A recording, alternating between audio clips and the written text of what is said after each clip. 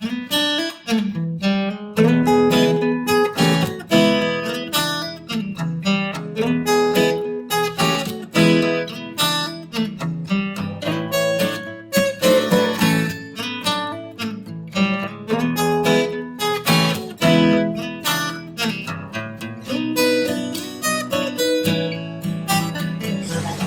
Janelle. It's so good to see you today. Thank you so much for coming to Virginia Quilting. We appreciate it. We really do. I want to show you around some of the things that we have to offer.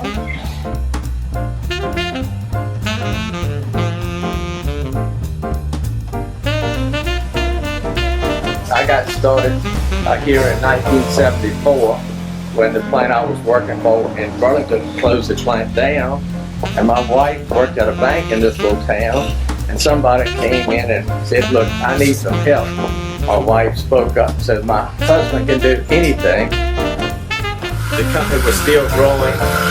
We actually grew the plant and added another division onto it, Virginia Quilting Commercial, to where we had up to 375 employees. Like today, we are down to about 200, but technology and some of the other things have caused us to be able to speed up the operation with machines and equipment. So consequently today, our sales are probably about the same as they were back in 2008. So we're on the rebound, and we're really looking forward to next year. We're setting up new machines and new computers, and so we're ready to go into 2016. This machine was made in 1968 when Virginia Quilting was actually started. It's been running ever since, and it's probably runs as good today as it did in 1968. It was at a time when we could actually run on at 54 inches wide, and we had to seam the back, the bedspread together. But as we go through, you'll find out that we still use this one for twin bedspreads, especially the fitted ones. But then on other machines, you're going to see we go up to 130 inches wide. So that's technology. These machines will quilt the whole bedspread at one time in most cases. While it's better to have wide fabric, we can pre-seam the goods here. As you can see, the white tubes up there, that's what we feed the thread through. Here we have wallpaper that we do from Maya Romanoff when we're actually stitching paper. This paper goes into some of the books and other items that they make for their products they make. It's not only wallpaper, but they do book covers and many different items that they use products for. They take the raw goods after we have stitched it, and then they dye it, and it's just amazing what it looks like when it's finished. This one is going to be a very versatile machinery. Going to have worlds of patterns that we can use, and the thin ounce products that people want. So we'll be able to take your drawings and turn them into what you want on the bedspread. One of the things you're looking for in outline quilting is to be able to pull down some product, some part of that item, and make the other part poof up. So the thickness that you have in the goods is going to give you the amount of poof. We might be looking at a poof here, but the amount of fiber you put in it, whether it's 5 ounce on a square or 7 ounce on a square, the heavier the fiber is, the more poof that you're going to have in when you are outlining and pulling down the other product. This fiber is probably a 5.5 ounce on a square yard fiber. That's a medium weight fiber for us. We use normally 3.5, 5.5, and 7.5, with the 7 being approximately the heaviest. We do have one if somebody wants it extra heavy, 10 ounce on the square yard. We convert the lining, which is a 96-56 50-50 poly cotton that goes on the back of our spreads. We convert 10,000 yards at a time. And it's a fairly heavy weight but a very durable lining that goes on the back of these spreads. So this machine will quilt most of the time it'll quilt up a yard and a half a minute. So most of these on a machine like this are for hotels? Would be for some commercial use, yes. Mm-hmm. Even though we can run our normal bedspreads on it too. The only thing is we only use one color thread.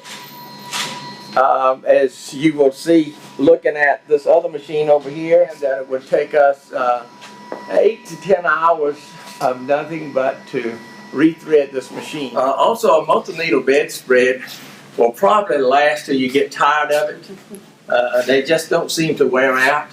You can wash them, but you can't put soap, basically soap on them. The more soap that you put in it, on it, the more you're going to destroy your Scotch guard. We also make unquilted bedspreads. But if you're going to put a fiber in a bedspread like the 5 ounce or something of that nature, if you don't have it quilted in some method, it will ball up on you, or it will stretch, and then you're going to have lumps in your bedspread. So anytime that you're using fiber to put in an item, you need to have it quilted, either tacked down or sewed down in a way that will stabilize the fiber. Both the fiber that you see on the top and the fiber that you see in the bales come, I believe, from Taiwan. They are 600-pound bales of a polyester fiber that we use in pillows, and we use this fiber basically as like a down. So pillow is a substitute for feathers. We use 90% probably or more of this fiber at the present time. The machine that you see here in front of us is where we fill pillows. We blow them of all different sizes.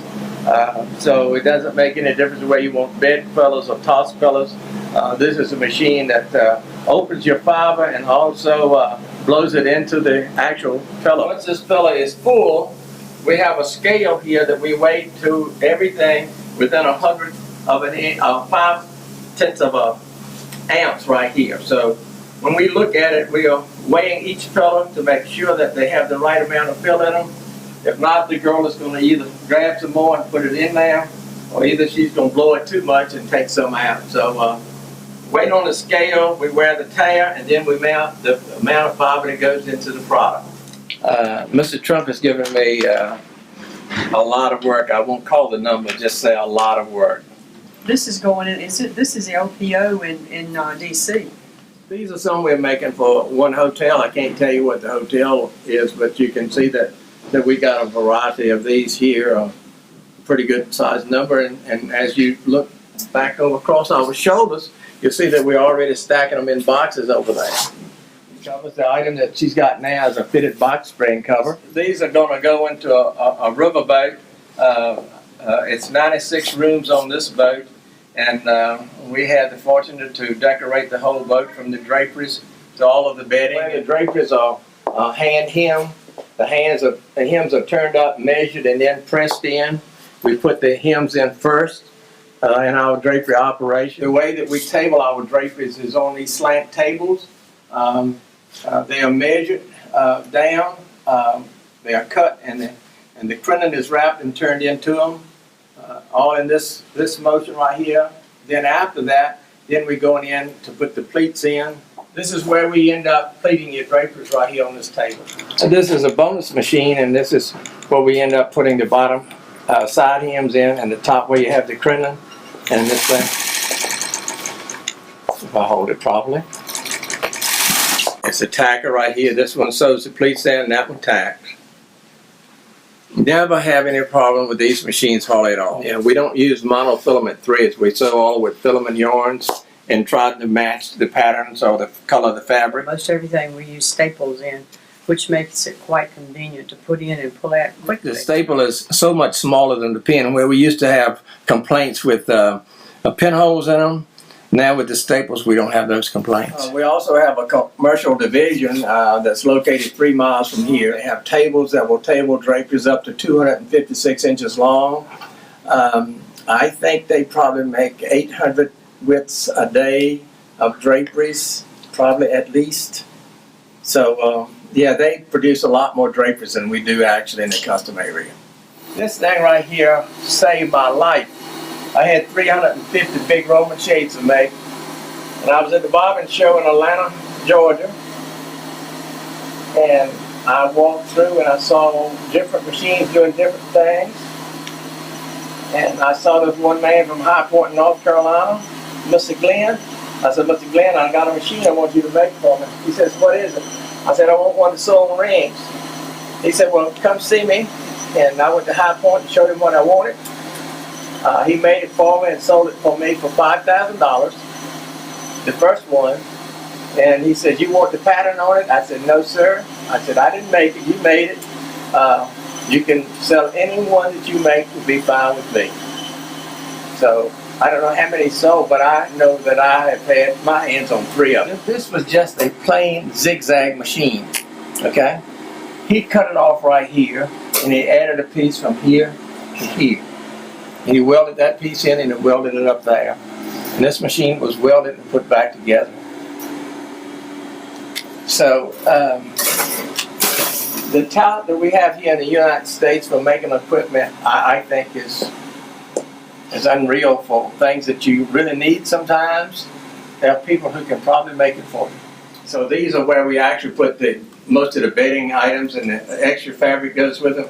The drape is still going to be up on the racks that we are hanging, and we'll deliver those hung in our vehicles. It's been now 60 years for me in textiles, and I've enjoyed all 60 of it. We enjoy each other's company, and we are family type owned business, and we treat each other with respect, and we really, all of us, I think, have to have a job, but this is not the worst place to work because of the way that we treat employees, and that's the nice thing about employing people and seeing them enjoying and smiling, and when that happens, it makes everything worthwhile.